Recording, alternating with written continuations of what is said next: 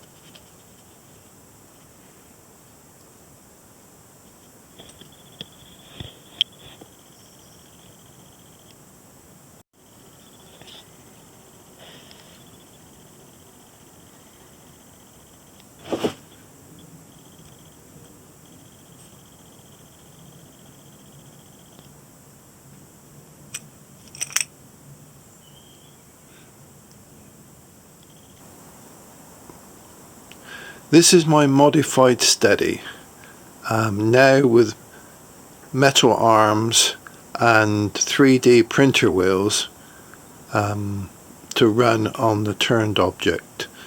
Obviously a pair on each arm and a pivoting plate that they're mounted on.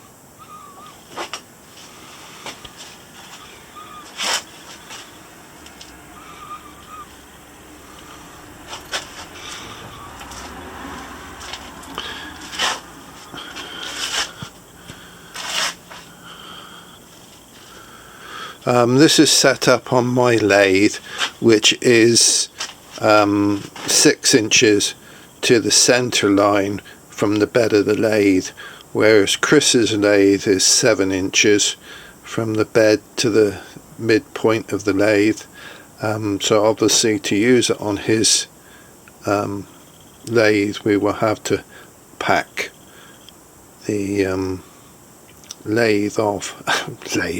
We'll have to pack the steady off the bed by an inch, well maybe a bit less, but that's the theory of it anyhow.